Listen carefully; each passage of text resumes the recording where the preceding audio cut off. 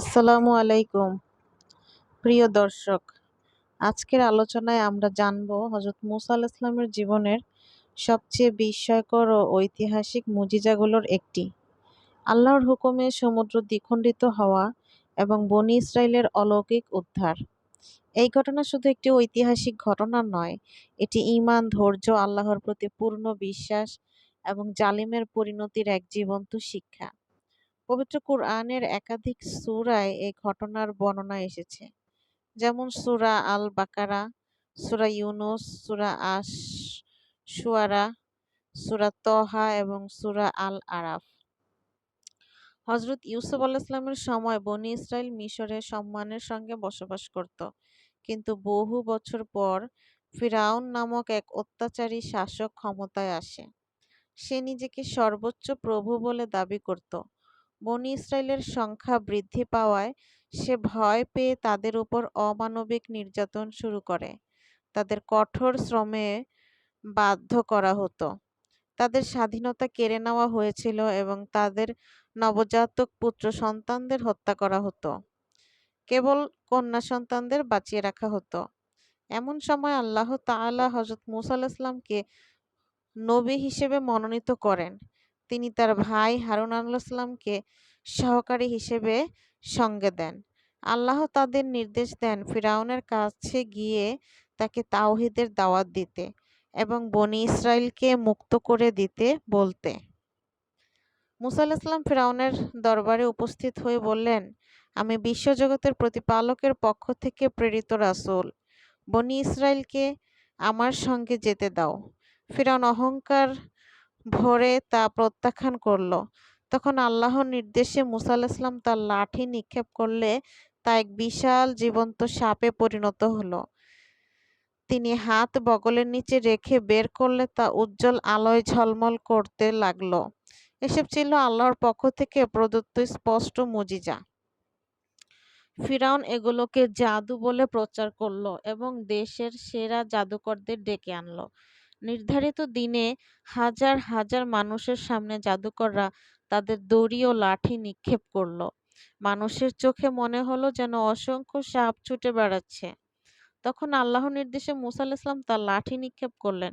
সঙ্গে সঙ্গে তা এক বিশাল সাপে পরিণত হয়ে জাদুকরদের সব ভেলকি গিলে ফেলল। জাদুকররা বুঝে গেল এটি কোনো জাদু নয়, বরং আল্লাহর পক্ষ থেকে সত্য মুজিজা। তারা সঙ্গে সঙ্গে সিজদায় লুটিয়ে পড়ে ঈমান গ্রহণ করল। ফিরআউন আরো ক্ষিপ্ত হয়ে তাদের ভয়াবহ শাস্তির হুমকি দিল, কিন্তু তারা বলল, আমরা বিশ্বজগতের প্রতিপালকের প্রতি ঈমান এনেছি। তুমি যা ইচ্ছা করো, আমাদের ঈমান কেড়ে নিতে পারবে না। তার এরপরও ফিরআউন ঈমান আনল না। আল্লাহ তাআলা তার জাতির উপর একের পর এক শাস্তি পাঠালেন। দুর্ভিক্ষ, ফসলের ক্ষতি, বন্যা, পঙ্গপাল, উকুন, ব্যাঙ এবং রক্তের আযাব। প্রতিবারই তারা মুসা আলাইহিস কাছে এসে বলতো, আপনি আপনার রবের কাছে দোয়া করুন, আযাব দূর হলে আমরা ঈমান আনবো এবং বনী ইসরাইলকে মুক্ত করে দেব। কিন্তু আযাব দূর হলেই তারা প্রতিশ্রুতি ভঙ্গ করত। অবশেষে আল্লাহ তাআলা মুসা আলাইহিসকে নির্দেশ দিলেন, তুমি রাতের অন্ধকারে আমার বান্দাদের নিয়ে মিশর ত্যাগ করো। মুসা আলাইহিস আল্লাহর আদেশ অনুযায়ী বনী ইসরাইলকে নিয়ে রওনা দিলেন। নারী, পুরুষ, শিশু, বৃদ্ধ সকলেই তার সঙ্গে যাত্রা করলেন। ভোর হওয়ার আগেই ফিরআউন খবর পেল যে বনী ইসরাইল চলে গেছে। সে প্রচণ্ড রাগে বিশাল সৈন্যবাহিনী প্রস্তুত করল। অসংখ্য সৈন্য এবং রথ নিয়ে সে বনী ইসরাইলের পিছু নিল। দীর্ঘ পথ অতিক্রম করে মুসা আলাইহিস ও তার অনুসারীরা লোহিত সাগরের তীরে এসে পৌঁছালেন। সামনে বিশাল সমুদ্র আর পিছনে দ্রুত গতিতে এগিয়ে আসছে ফিরআউনের বাহিনী। বনী ইসরাইল আতঙ্কিত হয়ে বলল, এবার তো আমরা ধরা পড়ে গেলাম। এই সংকটময় মুহূর্তে মুসা আলাইহিস ঈমানের দৃঢ়তা নিয়ে বললেন, কখনোই নয়, নিশ্চয়ই আমার রব আমার সঙ্গে আছেন। তিনি অবশ্যই আমাকে পথ দেখাবেন। এটাই ছিল একজন প্রকৃত মুমিনের অটল বিশ্বাস। চারদিকে যখন সব পথ বন্ধ মনে হয়, তখনও আল্লাহর উপর ভরসা হারানো যাবে না। এরপর আল্লাহ তাআলা মুসা আলাইহিস নির্দেশ দিলেন, তোমার লাঠি দিয়ে সমুদ্রে আঘাত করো। মুসা আলাইহিসসালাম আল্লাহর আদেশ পালন করলেন। সঙ্গে সঙ্গে এক বিস্ময়কর ঘটনা ঘটল। বিশাল সমুদ্র আল্লাহর হুকুমে দ্বিখণ্ডিত হয়ে গেল। পানির মাঝখানে শুকনো রাস্তা তৈরি হলো। দুই পাশে পানি বিশাল পাহাড়ের মতো দাঁড়িয়ে রইল। সাধারণ মানুষের পক্ষে যা কল্পনাও করা সম্ভব নয়, আল্লাহর জন্য তা অত্যন্ত সহজ। মুসা আলাইহিস সালাম বনী ইসরাইলকে নিয়ে সেই শুকনো রাস্তা ধরে সমুদ্র পার হতে শুরু করলেন। নারী, শিশু, বৃদ্ধ সকলেই নিরাপদে অতিক্রম করলেন। এটি ছিল আল্লাহর অসীম কুদরতের এক মহান নিদর্শন। ফিরআউন এই দৃশ্য দেখে থামল না, বরং অহংকারে অন্ধ হয়ে সে ভাবল সেও একই পথ দিয়ে পার হয়ে যাবে। সে তার সৈন্যবাহিনী নিয়ে সমুদ্রের সেই পথেই প্রবেশ করল।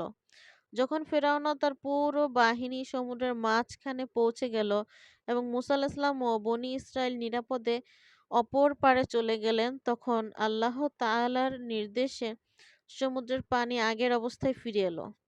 বিশাল ঢেউ ফেরাউন ও তার সমগ্র বাহিনীকে গ্রাস করল। কেউ রক্ষা পেল না। ডুবে যাওয়ার সময় ফিরআউন বলল, আমি ঈমান আনলাম সেই আল্লাহর প্রতি যার প্রতি বনী ইসরাইল ঈমান এনেছে। কিন্তু তখন আর তার ঈমান কোনো কাজে এলো না। কারণ মৃত্যুর মুহূর্তে ঈমান গ্রহণযোগ্য নয়। ঈমান গ্রহণ করা গ্রহণযোগ্য নয়। আল্লাহ তাআলা জানিয়ে দিলেন, এখন অথচ এর আগে তুমি অবাধ্য ছিলে এবং পৃথিবীতে বিপর্যয় সৃষ্টি করেছিলে। আল্লাহ তাআলা ফিরআউনের দেহকে সংরক্ষণ করে রাখলেন, যাতে পরবর্তী যুগের মানুষের জন্য তা শিক্ষা হয়ে থাকে। আজও মানুষ ফিরআউনের সংরক্ষিত দেহ দেখে আল্লাহর এই সত্য বাণীর কথা স্মরণ করে। প্রিয় দর্শক, এই ঘটনার মধ্যে অসংখ্য শিক্ষা রয়েছে। আল্লাহর উপর পূর্ণ ভরসা রাখলে অসম্ভবও সম্ভব হয়ে যায়। জুলুম ও অহংকারের পরিণতি অত্যন্ত ভয়াবহ। সত্যের পথে থাকলে আল্লাহ অবশ্যই সাহায্য করেন, যদিও তা দেরিতে মনে হয়। তওবা ও ঈমান গ্রহণেরও একটি সময় আছে। মৃত্যুর সময় এসে গেলে আর সুযোগ থাকে না। আল্লাহ যাকে রক্ষা করতে চান, পৃথিবীর কোনো শক্তিই তাকে ধ্বংস করতে পারে না। মুমিন কখনো হতাশ হয় না। সংকট যত বড়ই হোক, সে জানে আল্লাহর সাহায্য খুবই নিকটে। আজকের পৃথিবীতে অনেক মানুষ নানা ধরনের কষ্ট, অবিচার ও সংকটের মধ্যে জীবন কাটাচ্ছে। এই ঘটনা আমাদের শেখায় ধৈর্য ধরতে হবে, অন্যায়ের বিরুদ্ধে সত্যের উপর অটল থাকতে হবে এবং সর্বদা আল্লাহর উপর ভরসা রাখতে হবে। কারণ যিনি সমুদ্রকে দ্বিখণ্ডিত করতে পারেন, তিনি আমাদের জীবনের কঠিন সমস্যারও সমাধান করতে সক্ষম। আসুন আমরা হযরত মুসা আলাইহিস সালামের ঈমান, সাহস ও আল্লাহর প্রতি নির্ভরতা থেকে শিক্ষা গ্রহণ করি। আল্লাহ তাআলা আমাদের সবাইকে সত্যের পথে অটল থাকার, অন্যায় থেকে দূরে থাকার এবং তার উপর পূর্ণ তাওয়াক্কুল করার তৌফিক দান করুন। আমিন। এতক্ষণ ধৈর্য সহকারে শোনার জন্য সবাইকে আন্তরিক ধন্যবাদ। যদি এই আলোচনা আপনার ভালো লেগে থাকে, তাহলে ভিডিওটিতে একটি লাইক দিন। আপনার মূল্যবান মতামত কমেন্টে জানান এবং ইসলামের ইতিহাস ও শিক্ষামূলক আরও ভিডিও পেতে আমাদের চ্যানেলটি সাবস্ক্রাইব করে পাশে থাকা বেল আইকনটি অন করে রাখুন। আল্লাহ হাফেজ। আসসালামু আলাইকুম।